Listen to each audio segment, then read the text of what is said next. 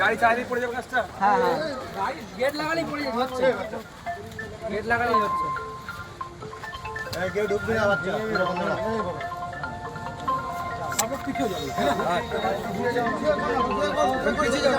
কটা ছিল বলছে? না না ওটা বলছি না, আমি একটা কিছু বলেছি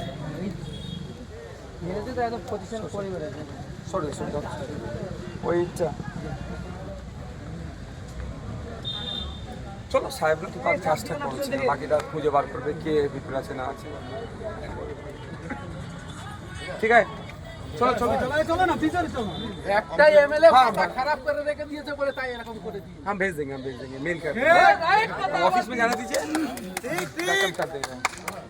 सुनिए ना साहेब, আমি মেল করে ও চাচি আমি একটু ব্যস্ত আছি অফিসে বলতে চাও করো। ও ভাই কি হইছে বলো, ভাই পিছিয়ে দাও, পিছিয়ে সরে সরে।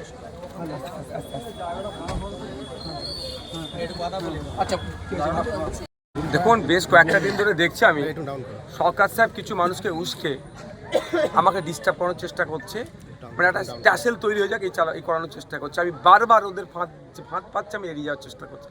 আজকে আমরেশ্বরে সন্ধ্যার পরে একটা মিটিং ছিল, যাওয়ার পথে মৌলিমুকুন্দি একটা জায়গাতে যেখানে প্রধান অঞ্চলের প্রধানের উঠা বসা করে, সেই যে মাছা থেকে অকথ্য ভাষায় খারাপ ভাষায় কথাবার্তা মহিলারা র্যালি করে যাচ্ছিল তাদের সম্পর্কে। আমি যাচ্ছি, আমাকেও যা ইচ্ছা তাই, সেটা বাদ দেন। শুধু তাই নয়, তারপরে পরে যখন করে এখন আমাদের মানুষ যদি রুখে দাঁড়াতো একটা অশান্তি হতো, সেখানে আটকে দেওয়া, আমাদের ছেলেরা নেতৃত্ব দাঁড়িয়ে আটকে দিচ্ছে। কিন্তু অদূরেই পুলিশ দাঁড়িয়ে দেখছে, যখন আমরা নেমে পড়ছি রাস্তাতে এইগুলো আটকাতে হবে, তখন পুলিশ এসে অনেক কথা বলছে। সেখানে একটা শান্তিপূর্ণভাবে আমাদের ছেলেগুলোকে বার করে নিয়ে আসলাম যাতে অশান্তি না হয়।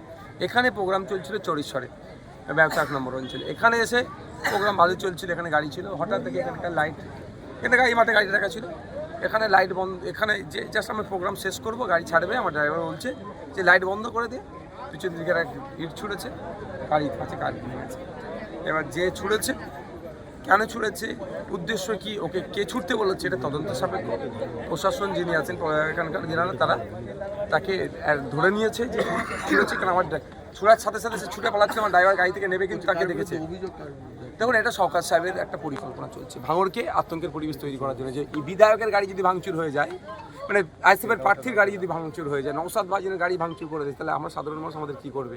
একটা ভয়ের বাতাবরণ তৈরি করতে চাইছি। তবে সরকার সাহেবকে বলবো, এই আমার গাড়ি হামলা চালিয়ে ভাঙড়ের মানুষকে ভয় দেখাতে পারবে না।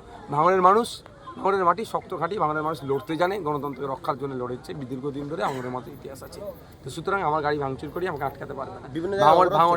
ভাঙড়ে ব্যাপকভাবে মানুষ সরকার সাহেবের বিরুদ্ধে নেমে গিয়েছে, সেই ভয় পাচ্ছে।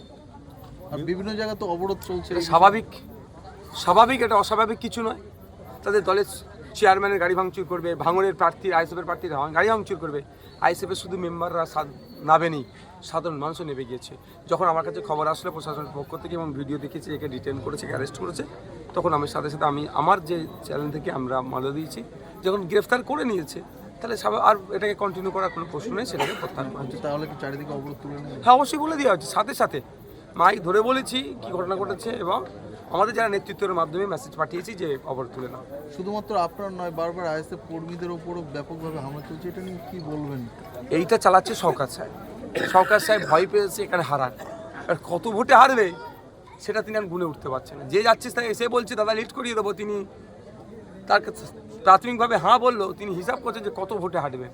আগে উনি কত ভোটে হারাবেন ভেবেছিল, এখন যত দিন যাচ্ছে উনি নিজে কত ভোটে হারবেন সেই অঙ্ক বসছে, সেই আতঙ্কে এই ধরনের হামলা চালাচ্ছে তার লোকজনকে দিয়ে। আমার